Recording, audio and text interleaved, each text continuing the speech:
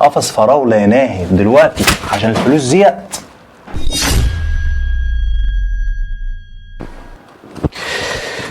هي ناهد عاملة ايه؟ الحمد لله. اخبارك ايه دلوقتي؟ الحمد لله. يا بنتي انت تعبانة ازاي تعملي الفراولة؟ ما تسيبيها العيال تعملها. طب هاتي بقى يا محمد، قلت اتصل وانا قاعدة. يلا اشربي دول بقى، عملتها لك عشان انت تعبانة. الف انا وشفا. لا حول ولا قوة الا بالله. ربنا يشفيك يا بنتي وربنا ما يجيبها في حد. بقول لك ايه؟ نعم. طب شيلي لي شوية فراولة لماما كده. اعمل ايه؟ شيلي شوية فراولة لماما. لا والله يا محمد على قد انا والعيال. معلش يا دوب. ايه اللي انت بتقوليه ده؟ وبعدين امك مقتدرة تقدر تجيب يعني. انا قلت حاجة غلط؟ بقول لك على قد انا والعيال. اعتبريهم لامك. لا ما امي عندها حساسية. يعني امك عشان عندها حساسية اعتبريها امي بقى. امي بقى ما عندهاش حساسية. سديتي نفسي. قلت لك ايه يا محمد؟ انا قلت حاجة غلط؟ كل ده ما قلتش حاجة. ما قلتش حاجة والله. كل ده ما قلتش حاجة. بقول لك طبق لامي بدل ما تقولي لي يا عينيا ده امك هي امي. ده انت حتى تعبانة حتى. الله يزيره وجعني ومش قادرة اتكلم. الله يرضى عنك بقى. وهي كل شوية امك نزلي لامي طلعي لامي.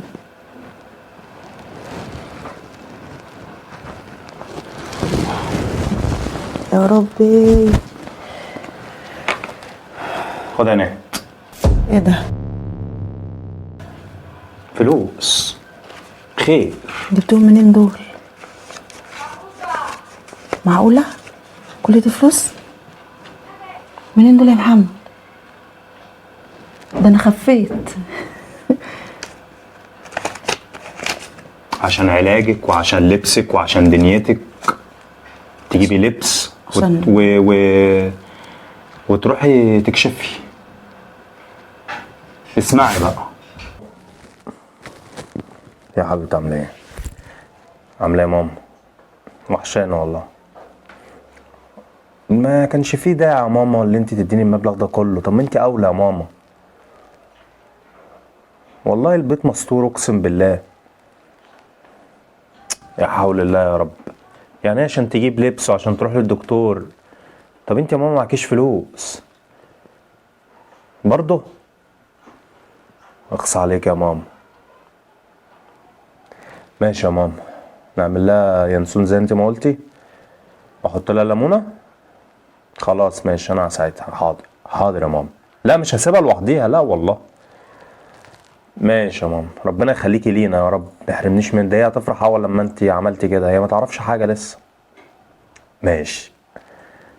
الله يسلمك يا ماما. مع السلامه. مع السلامه. مع السلامه يا ماما.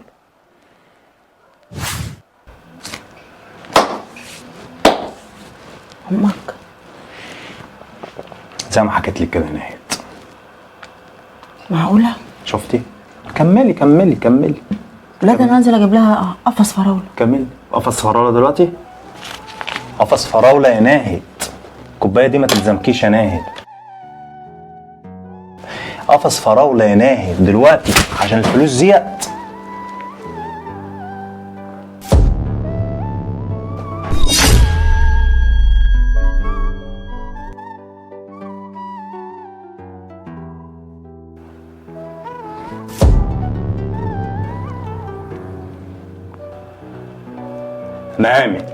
نامك كل ده عشان خاطر طبق فراولة.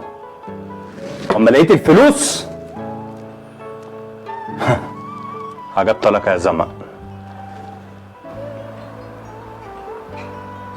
قفص فراولة دلوقتي وفكرت فيها. ده انت تبيعيني من بكرة. خدي فلوس اهي. خدي فلوس. خدي فلوس. على ابو الفلوس اللي تغير البني ادم. يعني على ابو الفلوس اللي تغيرك. لمي يلا. خدي لميهم. لمي.